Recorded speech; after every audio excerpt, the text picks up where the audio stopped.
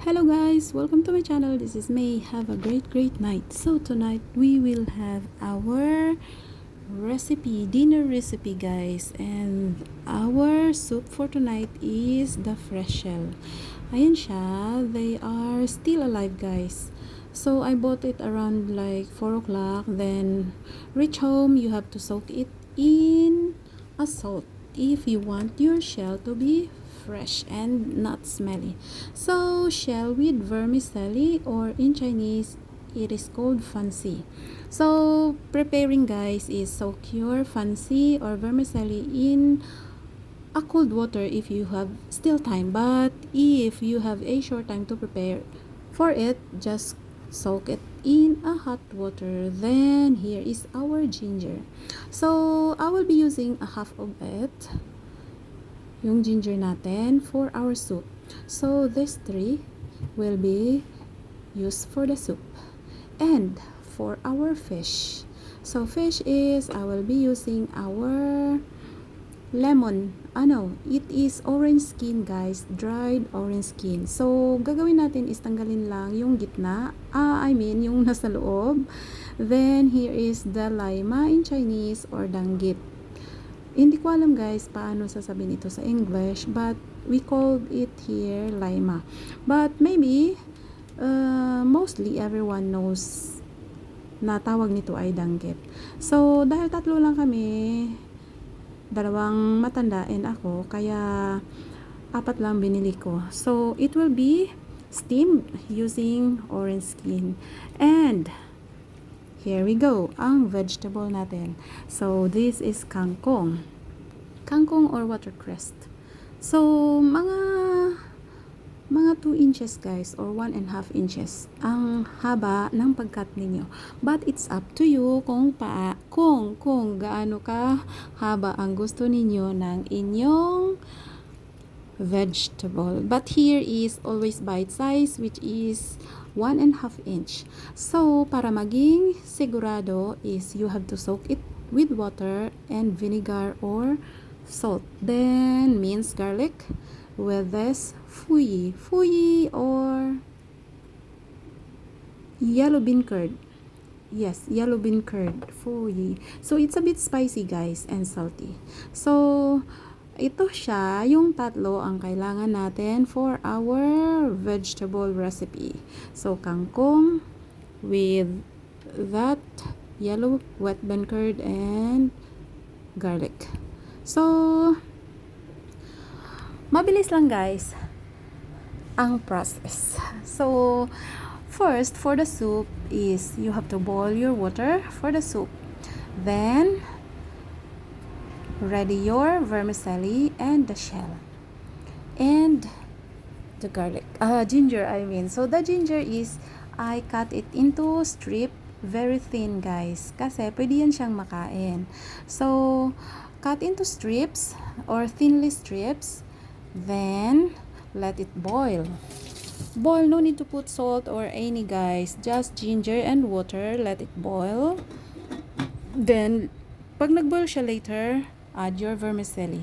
So while waiting for the soup, you have to prepare your other ingredients. So ayan siya, nagboil na siya. Let's add our vermicelli.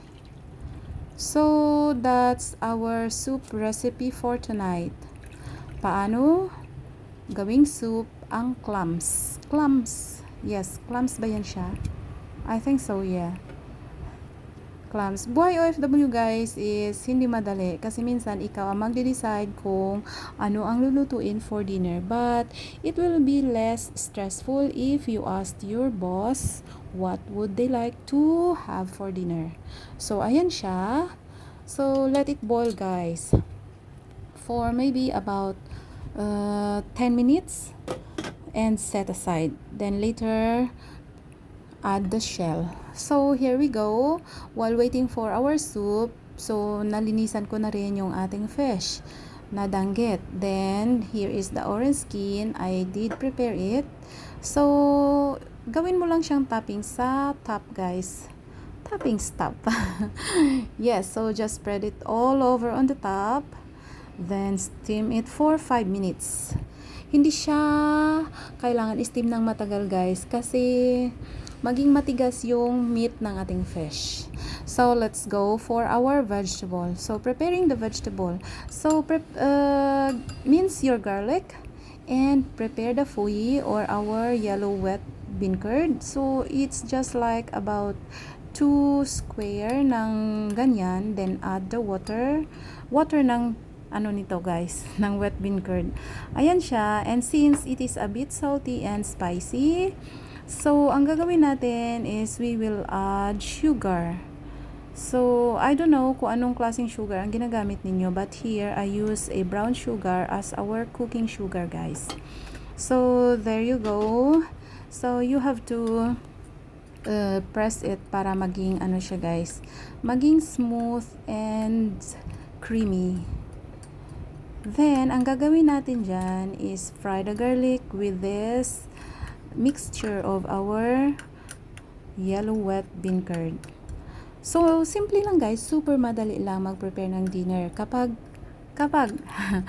iilan lang tao, like let's say 3 lang kami dito. So super madali lang. But if marami, like 3 families or 4 families, mahirap guys minsan. Buhay OFW, pero kaya din kasi nga ganyan naman pinunta natin dito eh. So that's the 3 for our vegetable guys. Kangkong, the yellow wet bean curd, and the garlic. And so na-ready na natin lahat. So let's get back to our soup guys. So ayan siya.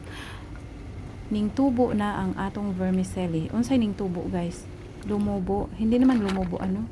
Kanang I don't know how to say, pero ang vermicelli if na-boil mo for around like 10 to 15 minutes, it will become more, looks like more. Ayan siya, and parang nawala na siya yung tubig. But it's fine guys, kasi yung shell natin is, it doesn't need more water. So ayan siya, I added the clams in our soup. So after that guys, just boil for like 3 minutes. Yes. No. When you add the clams, it will not boil immediately. So wait when it boils, starting from the boiling, when it boils, wait for another 2 minutes guys. So our fish, here is the fish. So ayan siya. You have to boil also for your steaming pot. Huwag mo ilagay na hindi pa siya na-boil kasi titigas ang ating isda. You have to boil it first, then add the fish and start counting the time, 5 minutes. So that's our steamed fish. Then here is our vegetable. So ready the wok, dapat super hot siya guys. Then ready the plate para lalagyan ng veggies and ang mga ingredients nito. So add enough oil or your desired oil sa inyong wok. Then first is spread it all over your wok para hindi mag-stick dyan ang inyong garlic or yung yellow wet bean curd. Then add the garlic. So there, adding the garlic and gradually mix it while adding your mixture of yellow wet bean curd. So ayan na siya guys. The smell is super rich and yummy. So ayan siya. And by the way, once you are using this yellow wet bean curd, be careful in adding the salt kasi nga salty na siya. So ayan siya, using high fire, add your kangkong or your veggies. Then slowly mix it guys. Medyo mahirap, but here I am using both chopstick and this ladle. So until it becomes lesser guys. Mag-ano siya, mukuyos. Mukuyos ang buton sa Tagalog ana. Basta mukuyos na siya sa Bisaya. So ayan siya. It looks like getting little na siya. So super healthy ito siya guys, kangkong. Ayan siya, 'di ba? Naging ano na siya guys, parang kunti na siya tingnan. It looks na parang lumiit na ang ating vegetable or kumunti na siya guys. But kasi yan siya sa tatlong tao. So there, stir fry it and season with salt or something you'd like sesame oil para maging smell good siya. So ready na siya guys. Cover it for like 2 minutes para mag-soft ang inyong kangkong, then prepare your soup.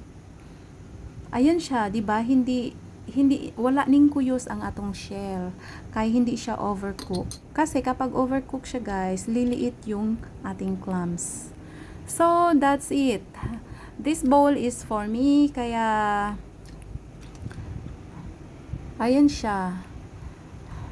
So by the way, when your soup is cooked and ready to serve, you can add sesame oil as well para tasty siya guys and mabango din. So that's our soup for tonight. Clams soup with vermicelli and ginger. Rich and yummy guys. Rich, yummy, and a bit spicy dahil nga sa ginger. But you know, it is, sabi nga nila, super healthy kasi nga dahil sa ginger. So that's for tonight, our soup guys. Then let's go para sa next natin na menu. Ayan siya, ang ganda tingnan ng ating shell. Kasi ano siya hindi siya overcook. Kapag na-overcook yan siya, liliit yung shell or di kaya parang mag-shrink. So ayan siya ang ating fish. So yung fish natin is 5 minutes. Steaming for 5 minutes, then add oil while nasa pot pa siya guys, nasa steaming pot.